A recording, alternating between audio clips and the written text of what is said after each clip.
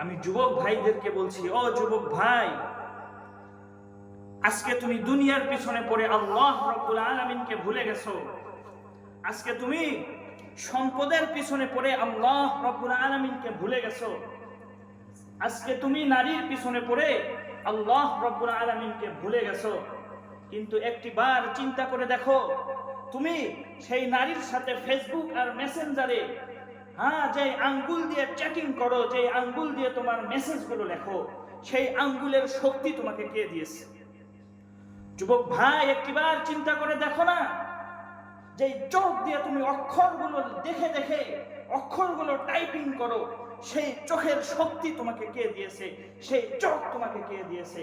আল্লাহ রাব্বুল আলামিন যদি একটা চোখের দৃষ্টি শক্তি, দেখার শক্তি কেড়ে নিয়ে যায়, দুনিয়ার সমস্ত ডাক্তার মিলেও তোমার দৃষ্টি শক্তি দিতে পারবে না, দিতে পারবে না। হ্যাঁ যুবক ভাই, আজকে তুমি আল্লাহ রাব্বুল আলামিনকে ভুলে গেছো।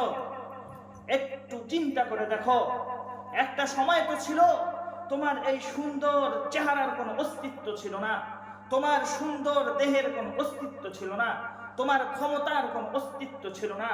আল্লাহ পাক রব্বুল আলামিন এক ফোঁটা নাপাক পানির মাধ্যমে তোমাকে সৃষ্টি করলেন।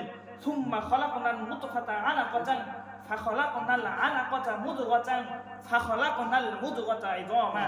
আল্লাহ রাব্বুল আলামিন এক ফোঁটা নাপাক পানিকে জমাট রক্তে পরিণত করলেন, সেই জমাট রক্তকে একটা গোশতের টুকরায় পরিণত করলেন।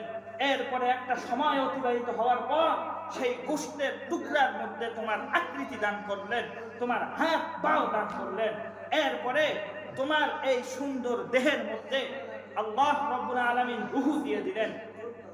এরপরে আল্লাহ পাক রাব্বুল আলামিন তোমার মায়ের মাধ্যমে তোমাকে দুনিয়াতে পাঠাইছে। যুবক ভাই, একটু চিন্তা করে দেখেন, এখানেই আল্লাহ পাক রব্বুল আলামিনের কাজ শেষ হয়ে যায় নাই। আল্লাহ পাক রব্বুল আলামিন আপনার প্রতি আল্লাহর অনুদান শেষ হয়ে যায় নাই। হ্যাঁ, আপনার হাত ছিল, আপনি হাত দিয়ে ধরতে পারতেন না। আপনার পা ছিল, আপনি পা দিয়ে চলতে পারতেন না। হ্যাঁ, আপনার কান ছিল, আপনি কানে শুনতেন, কিন্তু জিহ্বা ছিল, জবান ছিল, বলার কোনো শক্তি ছিল না। আপনার ভাষা ছিল শুধু কান্না আর কান্না, কান্না আর কান্না। আপনি আগুন চিনতেন না, আপনি পানি চিনতেন না, আপনি বিষ চিনতেন না, আপনি খাবার চিনতেন না। আল্লাহ রাব্বুল আলামিন আপনার মায়ের স্তনের মধ্যে কুদরতি খাবার দিয়ে আপনাকে লালন পালন করলেন। হ্যাঁ, একটা পর্যায়ে আপনার হাতে শক্তি আসলো, আপনি হাত দিয়ে ধরতে শুরু করলেন, আপনি পা দিয়ে চলতে শুরু করলেন, আপনার মস্তিষ্ক খাটিয়ে আপনি দুনিয়া অর্জন করতেছেন। হ্যাঁ, আপনি দুনিয়ার কাজকর্ম করতেছেন, জবান দিয়ে আপনার মনের ভাব প্রকাশ করতেছেন। কিন্তু যেই আল্লাহ রাব্বুল আলামিন এত কিছু আপনাকে দিলেন, সেই আল্লাহ রাব্বুল আলামিনকে আপনি ভুলে গেছেন। আল্লাহ রাব্বুল আলামিনকে ভুলে গেছেন। যুবক ভাই, এজন্য আসেন, অনুরোধ করে বলি, আল্লাহ পাক রব্বুল আলামিন যুবক বয়সের ইবাদত বেশি পছন্দ করেন, বেশি পছন্দ করেন। আর এই যুবক বয়সের ইবাদত সম্পর্কে কিয়ামতের ময়দানে প্রশ্ন করা হবে। আন উমরিহি ফীমা আফনাহু ওয়া আন শাবাবিহি ফীমা আবলাহু। ও যুবক, তুমি তোমার যৌবন কোন কাজে ব্যয় করেছো? তুমি কি সঠিকভাবে আমার ইবাদত করেছো, নাকি আমার ইবাদত করো নাই, অবাধ্যতা করেছো? যে প্রশ্ন আল্লাহ পাক রব্বুল আলামিন করবেন।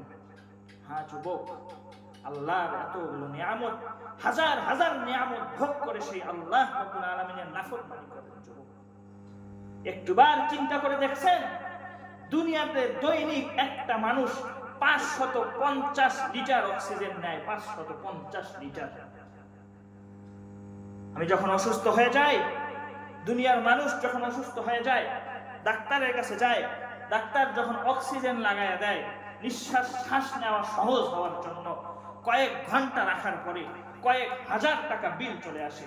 যুবক, আজ পর্যন্ত একদিন তুমি দৈনিক 550 লিটার অক্সিজেন নিতেছো, একদিন কি আল্লাহ পাক রব্বুল আলামিন বিল চাইছে?